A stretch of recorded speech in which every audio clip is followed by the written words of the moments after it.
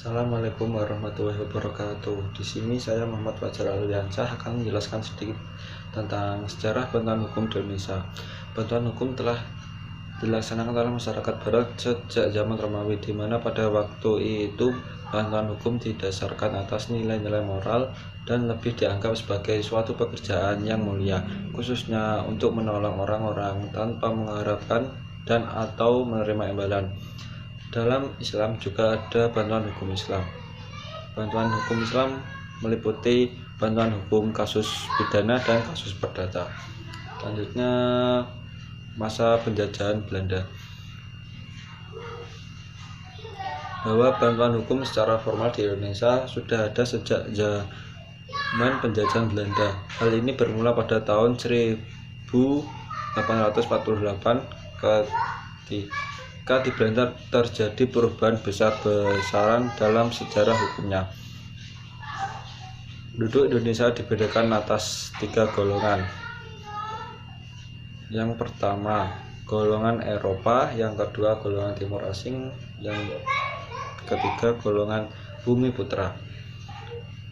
Pemerintah kolonial tidak menjamin hak fakir miskin Bumi Putra untuk mendapatkan bantuan hukum dari advokat. Kemungkinan untuk mendapatkan pembela atas permohonan terdakwa di muka pengadilan terbatas kepada perkara yang menyebabkan hukuman mati saja, sepanjang ada advokat atau pembela lainnya yang tersedia. Bantuan hukum baru dikenal setelah hadirnya para advokat Bumi Putra pada tahun 1910. Selanjutnya, pada masa penjajahan Jepang.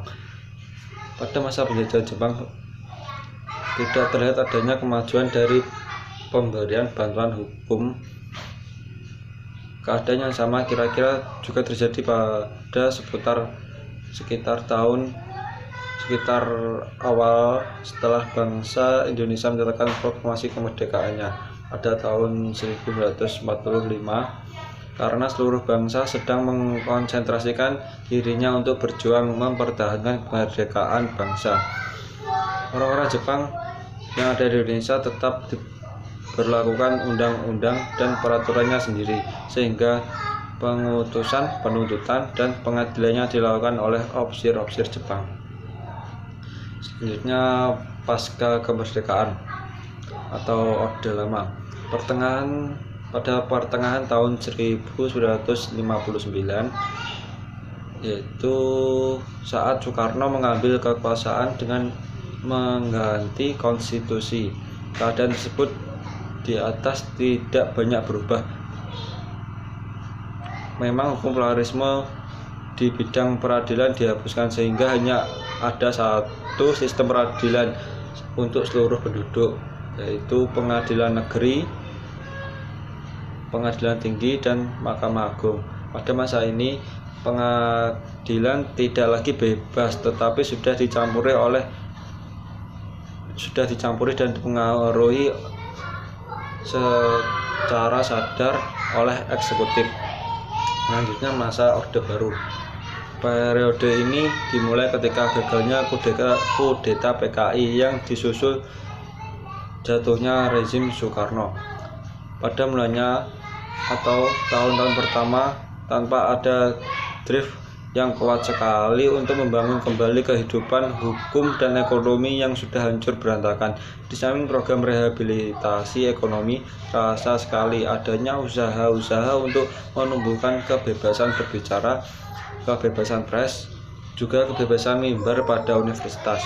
Independensi pengadilan mulai dijalankan dan respek kepada hukum tumbuh kembali. Selanjutnya, pada tanggal 29 Agustus 1964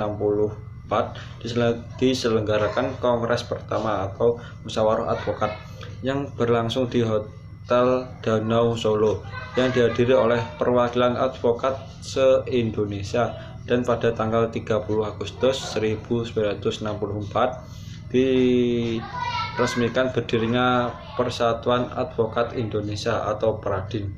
Selanjutnya, pada era reformasi.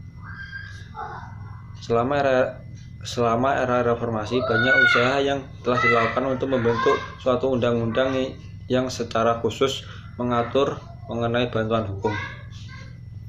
Tahun 2011 telah dibentuk pos-pos bantuan hukum di banyak pengadilan agama dan pengadilan negeri di seluruh Indonesia. Pembentukan pos Bakum tersebut dilakukan secara bertahap.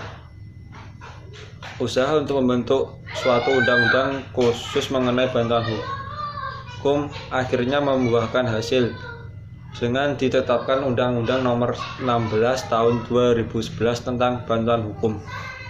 Dengan lahirnya undang-undang tersebut, pemberian bantuan hukum di Indonesia mencapai suatu kesepakatan melebihi tatapan prosedural yang tegas dan pasti yang diatur dalam undang-undang tersebut, sehingga lebih menjamin kepastian hukum bagi perlindungan hak-hak masyarakat miskin guna memperoleh keadilan dan persamaan di muka hukum.